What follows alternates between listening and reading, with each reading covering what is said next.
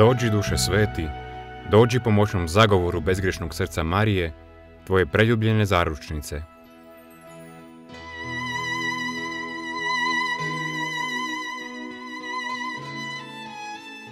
Iz Evanđelja po Mateju.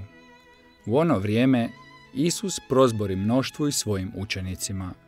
Na Mojsijevu stolicu zasjedoše pismoznanci i farizeji. Činite dakle i obdržavajte sve što vam kažu, ali se nemojte ravnati po njihovim djelima, jer govore, a ne čine.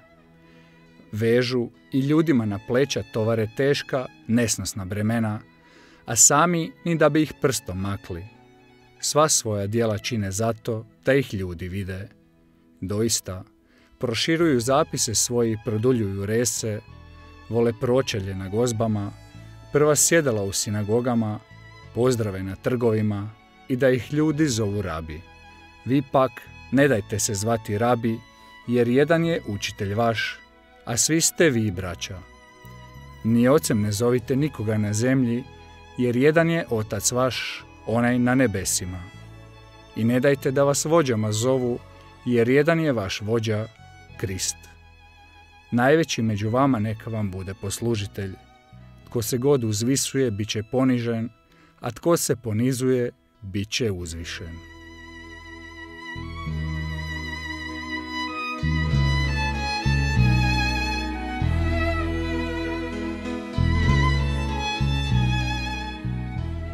Ljubljeni prijatelji u Kristu, svi vi koji nas pratite putem našeg YouTube kanala Pod smokvom i koji nas gledate putem Laudate televizije, sve vas radosno pozdravljam. Pozdravljam vas iz sunčanog i lipog Splita. Nadam se da se uspijevate u ovoj vrućini ohladiti, odmoriti, ali i napuniti baterije za nastavak godine. Na tom putu neka nam svima pomogne i ovo evanđelje. Evanđelje koje danas Majka Crkva pred nas stavlja je Evanđelje po Mateju. U današnjem evanđelju Isus je rekao mnoštvu i svojim učenicima: neki ljudi vole da ih se zove rabi, ali vi se ne dajte zvati rabi, jer jedan je učitelj vaš, a svi ste vi braća. Riječ rabi dolazi od riječi rab, što je jako lako zapamtiti jer imamo otok Rab. A to znači velik, snažan, jak. U tom smislu rabi je onaj koji te čini snažnim, jakim, velikim. U Isusovo vrijeme neki su umislili da su rabi, da su snažni, da su jaki, da su moćni i da mogu i ljudi preko njih to postati. Ali oni su bili rabi na krivi način. Oni su svoju veličinu, snagu, jačinu vidjeli u tome da izvršavaju zakone. No prava snaga i jačina ne dolazi od izvršavanja zakona kao takvoga, kako su to činili pismoznanci i farizeji, nego od upoznavanja nebeskoga Oca. A kad saznamo tko je nebesni Otac, tko je Bog, onda ćemo saznati i što stvarno to znači biti rabi.